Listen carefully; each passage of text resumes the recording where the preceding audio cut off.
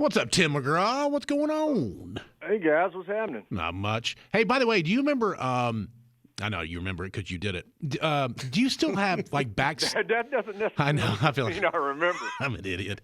So I remember backstage, one of the shows, you had, like, this, like a tiki bar kind of thing, and, like, you can go back there and just kind of chill and maybe have a drink or just kind of, do you still do that? No, we haven't done that in a while. Was that when we had it under the stage? Yeah. Yes. It was Yeah, weird. yeah. It was like a little hidden thing. Yeah, we had this little thing there, and we had, like, I think Velvet Elvises and stuff up. And yeah. we had this bar, and then I think we had these, like, pharmaceutical jars, like these old glass pharmacy jars that were full of fake pills. I don't remember that. I don't remember that I either. think we had those all over the bar. They just tried to make it look like a 70s sort of rock and roll backstage event kind of thing under the stage. Do you have? I remember that. That was fun. Do you have time during the show to get away and kind of like, I don't know, recharge? Go mow the lawn. I mean, just like even like if you get like 5 minutes alone, can you do that? No, it's pretty straight on. Yeah. The coolest thing though we do, and we've been doing this for years. It's one of my favorite parts of our show is we build sort of these cool musical segues in between songs where coming out of one song going into another, there'll be this sort of musical interlude, and it hints at what the song's coming up is, but you can't tell what the song is until we actually hit the intro to it, and they all sort of blend together, and the lights all work with it. That's one of the coolest things that we do, and that's kind of the only time I get a little bit of a break to get a sip of water or something. Yeah. Yeah. Oh, that's pretty cool. I like that. It's almost like a, I don't know, we used to do that in radio back in the day. Like a club jock doing a little, beat break in between the two songs. And you're like, oh, I think I know. Oh, there it is, the Indian Outlaw. Yeah. Oh, yeah. Exactly, yeah. And because I hate dead space, and dead time on stage, so I like to always keep something going on. Well, the tour is called SRO Tour. Standing room only. Standing room only, baby. With right. Tim. Yeah. What's that?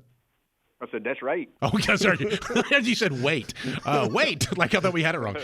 With Carly Pierce, Tim McGraw. And the new one is called One Bad Habit. And boy, Bubba and I, we dig this. We just listened to it a second ago. A little bit. We're like, I'm hoping to be somebody's bad habit one day. Okay. All right. Good shit. I'm sure you're well on your way. Yeah. Tim McGraw. And here it is, One Bad Habit more with Mr. McGraw coming up next. Hang on.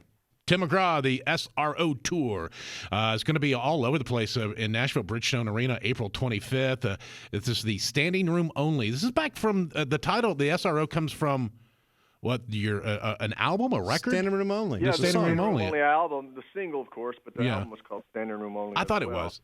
Yeah, and then we did our EP called Poet's Resume, which is cool. That's the cool thing that you can do now that I like about the way you can put music out now. Before in the old days, you'd go in and cut 25 songs or something and finish 20 songs or 25 songs, and you put 12, 13 or something on the album. Then you have all these songs that are left over, and they just end up disappearing or other artists record them or something like that. Now you can do little things like these EPs and all the songs that didn't make the album. It's not that they didn't make the album because they weren't good enough. It's just because of the sequencing of the album. They just didn't quite fit what you were putting together. Now you can release them at different times and still use that music that you couldn't use before. And we still got quite a few more that might show up before the end of the tour. I love that. I think that's cool because as a fan, we get more of the stuff that was from the certain eras and all that kind of thing, too. Yeah, exactly. And then when you're putting and the hardest part about putting a tour together is actually, putting the song list together, the set list together, because you only have time for about 20 songs when you're doing a show, and so you automatically know that somebody's not going to hear their favorite song. So you just try to put the best show that you can together and try to create the best atmosphere that you can create where everybody has fun. And in this year, we're going back and playing some songs that we haven't played in years and years and years, and maybe some songs that were number one records that people may have forgotten about until they hear it.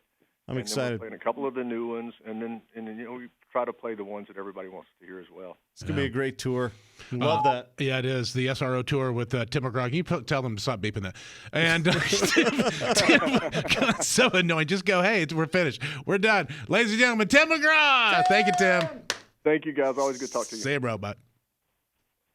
Well, because over the years, teenage kids have told you to like and subscribe, we don't have to say that anymore. You know what to do.